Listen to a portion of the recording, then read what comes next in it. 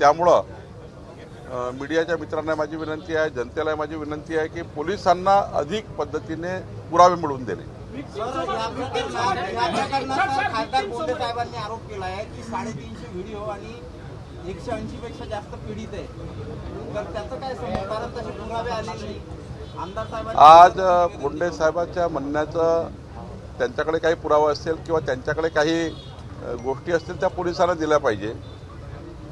मीडियामध्ये प्रेसमध्ये एखादी गोष्ट नंतर पोलिसांकडून सांगण्यात येतं, पोलीस शेवटी प्रेस कॉन्फरन्स घेत असतात, पोलीस अधिकृत माहिती येतात, पण त्यांच्याकडे बोंडे साहेबाकडे किंवा अजून नवनीत राणाकडे किंवा प्यारे खान जे काही स्टेटमेंट करतात आहे त्यांना माझी विनंती आहे की मीडियाच्या माध्यमातून समाजामध्ये कोणत्याही पद्धतीचं असं वातावरण होणार नाही, पण तुमच्याजवळ जे काही पुरावे आहेत ते सर्व पोलिसांना दिले पाहिजे। जे जे काही भेटतं ते पोलिसांना दिलं पाहिजे आणि पोलिसांना तपास करण्याकरता अधिक बळ दिलं पाहिजे, अधिक माहिती दिली पाहिजे, जेणेकरून जे चौकशी जी SIT आहे ते अजून चांगलं काम करू शकेल।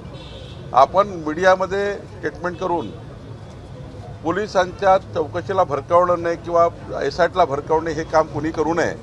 सर्व लोकप्रतिनिधींना माझी विनंती आहे, जे असेल ते पोलिसांना दिलं पाहिजे। जो बदनामी हो गई सर, अमरावती की बदनामी इतनी हो गई, पूरे देश में नाम 350 का है, आपके नेताओं ने बदनामी की, आपके नेताओं पे आप क्या कार्रवाई कर सकेंगे? बाद में आपसे प्रेस चल रही है देखिए, ये नागरिक का प्रश्न है, प्रेस वालों को बात सुनते मैं आपसे मैं नागरिक नहीं, मैं पत्रकार बोल रहा हूँ सर। एक मिनट सर, इस प्रश्न का उत्तर है नहीं है। एक मिनट नहीं यार, रुक एक सर। देखिए, हम लोग बदनामी हुई पूरे देश में, इसके ऊपर आप कार्रवाई करेंगे? मीडिया पर हम पर भी बोल, हमने बताया, हमारे पे भी कार्रवाई करेंगे आप, आपके नेताओं पे कार्रवाई करेंगे? देखिए, आप अभी अंतिम पुलिस का आने का है, अभी चौकसी के अभी आप पूरे पहलू खुलने के हैं। अब एक आज विक्टिम करके बयान देने आया है, आगे क्या क्या होता है ना आपको मालूम है ना मुझे मालूम है। आप ऐसी बात मत करिए। प्रेस के होने के बावजूद भी मैं आपको देखिए, अमरावती की बेटियों की बदनामी हमारे को वो खंत आगे आपको नहीं जवाब देने पीडितांची संख्या ती 8च आहे। त्या आढावा बैठकीमध्ये असं आपल्याला जाणवलं की पीडितांची संख्या वाढू शकते। आज एक विक्टिम आहे ज्यांनी बयान देणं सुरू केलंय आज, आणि सुरू केल्यामुळं पुढं याचं गांभीर्य कळेल संध्याकाळपर्यंत। त्यामुळं कुणावरही आज टीकाटिप्पणी करू नये, कुणी या ठिकाणी मीडियावर बयानबाजी करू नये। पत्रकारांना माझी विनंती आहे मीडियांनाही की या प्रकरणामध्ये जे वास्तव आहे त्यापेक्षा अवास्तव दाखवू नये, आणि पोलिसांचं जे प्रेस होते प्रत्येक रोजी किंवा उद्या प्रेस होईल पोलिसांची, आज त्या व्हिक्टिमनी काय म्हटलं आहे ते उद्या पोलीस सांगतील। पोलिसांचं स्टेटमेंटच मान्य धरावं, पोलिसांनी केलेली प्रेसच त्या ठिकाणी अधिकृत समजावी। राजकीय नेत्यांनी काही स्टेटमेंट केले ते स्टेटमेंटवर फार न जाता अशा केसमध्ये, अशा सेन्सिटिव्ह केसमध्ये पोलिसांनी केलेली चौकशी, त्यातनं आलेलं सत्य हेच त्या ठिकाणी अधिकृत समजावं। मी अजून त्या ठिकाणी पत्रकारांना विनंती करतो, एकामेकावर आरोप प्रत्यारोप करण्यापेक्षा पत्रकारही जबाबदार लोक आहेत। तुमच्याकडे काही ॲडिशनल माहिती आली, तुमच्याकडे काही समाजातून माहिती आली, ती तुम्ही पोलिसांना द्या, आणि या प्रकरणात सर्वांनी मदत केली पाहिजे। मी नागरिकांना आणि ज्या पीडित मुली आहेत त्यांनाही विनंती करतो की तुम्ही पोलिसांकडे, आज जशी एक मुलगी नागपूरवरून आली आहे तसंच जर अमरावतीमध्ये कोणी असेल, न घाबरता, न त्या ठिकाणी कुठल्याही पद्धतीने या ठिकाणी कोणाच्या दबावात न येता पोलिसांना त्यांनी माहिती दिली पाहिजे, पोलिसांकडे आलं पाहिजे, गुन्हा रजिस्टर केला पाहिजे, आणि त्याकरता पोलिसांचं पूर्ण संरक्षण, सरकारचं पूर्ण संरक्षण, कोणती माहिती त्या ठिकाणी बाहेर न जाता आपण या ठिकाणी त्यांना संरक्षित करू शकतो। आपल्या माध्यमातून माझी विनंती समाजाला, नागरिकांना, आणि त्या आरोप या ठिकाणी काही फिर्यादी असतील ज्यांना बयान द्यायचं असेल त्यांनी निष्पक्षपणे आणि न घाबरता बयान दिले पाहिजे। आता जी पीडित आहे जी समोर आली ती 8 पैकी आहे की अन्य दुसरी आहे? मी आपल्याला पोलिसांचं उद्या प्रेस होईल त्यात सर्व पोलीस सांगतील आपल्याला। ही मुलगी SITच्या लोकांकडून आढावा घेतला आहे, एक आरोप असा पण होत आहे, नाशिक असो किंवा अमरावती असो, लव जिहाद नंतर कोचिंग जिहाद असा आरोप होऊ लागलाय आणि दुसरीकडे या प्रकरणाचे इंटरनॅशनल फोटोग्राफीशी संबंध आहे का असा पण आरोप होत आहे. आपण एसआयटीला माहिती दिली आहे. उद्या पोलीस याबद्दलच्या तुमनं सर्व प्रश्नाची उत्तरं पोलीस देतील. सर आज फक्त मी आतापर्यंत पोलिसांनी काय कारवाई केली आणि पोलीस कुठल्या दिशेने कारवाई करतायत सरकार म्हणून काही गोष्टी आम्हालाही माहिती असतात त्या आम्ही त्यांना विचारल्या. योग्य दिशेने पोलिसाचा तपास चालू आहे. अशा प्रकरणात जे जे हातखंडे वापरावे लागतात ते हातखंडे पोलीस वापरतात आहे. सर्व त्यांनी डिजिटल मीडियाचे प्लॅटफॉर्म त्यांच्याकडे आहेत. त्यानंतर त्यांनी सर्व मोबाईल आणि त्या ठिकाणी लॅपटॉप हार्ड डिस्क हे सर्व ताब्यात पोलिसांचे आहे. त्याचा फॉरेन्सिक चालू आहे.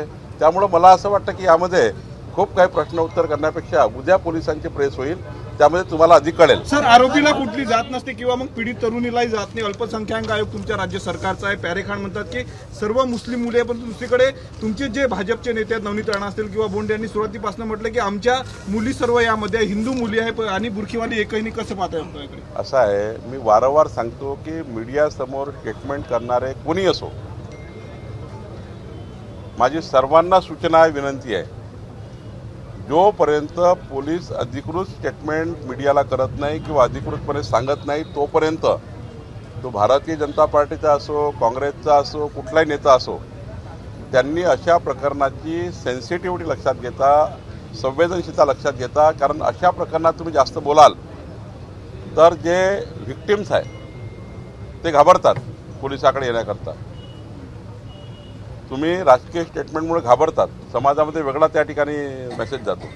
त्यामुळे पोलिसांचं काम पोलिसांना करू दिलं पाहिजे. पोलीस अधिकृतपणे सांगतील आणि असे बयानबाजी करून दोन समाजामध्ये, दोन धर्मामध्ये, अमरावतीमध्ये वातावरण जे तंग आहे त्याला अधिक तंग न करता पोलिसांच्या चौकशीवर जास्त भर देऊन थेट आरोपींना जास्तीत जास्त शिक्षा कशी होईल असे गुन्हे पुन्हा अमरावतीमध्ये होणार नाही, कोणाची हिंमत होणार नाही.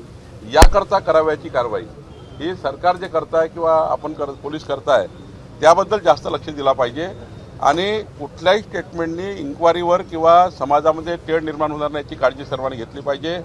मी सर्वांना पुन्हा आपल्या माध्यमातून विनंती करतो लोकप्रतिनिधींना की मोजून मापूनच बोललं पाहिजे अशा प्रकरणात आणि पोलिसांना हे दिलं पाहिजे. तुमच्यामुळं जे बयानदार येणार आहे ते लोक घाबरू नये याची काळजी घेतली पाहिजे. सर या सगळ्या मुली अल्पसंख्याक आहे, आपल्या अखत्यारीत आहे.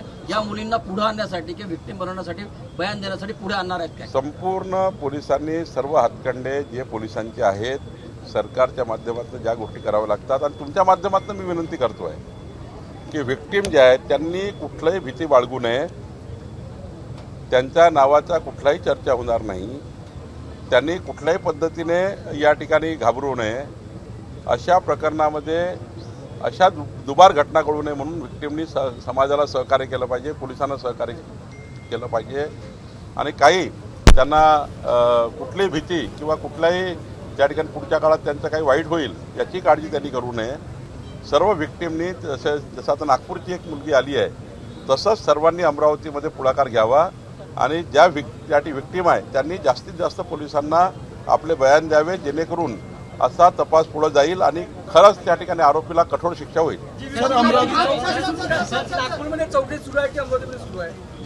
आता उद्या पोलीस तुम्हाला पूर्ण स्टेटमेंट करतील. सर अमरावती शहरामध्ये ज्या पद्धतीनं फ्लॅटमध्ये संपूर्ण विद्यार्थी राहतात त्यांची कुठलीही पडताळणी केली जात नाही, त्या संदर्भात महानगरपालिका काही निर्णय घेणार आहात का? मी आज महानगरपालिकेच्या बैठकीत आहे, तिथे घेतो. देखिए आज मैंने अमरावती पुलिस अधीक्षक के साथ, एसपी के साथ और सीपी के साथ बैठकर ये जो केस है ये केस को कहाँ तक अभी पुलिस आई है. एबीपी माझा, उघडा डोळे बघा नीट.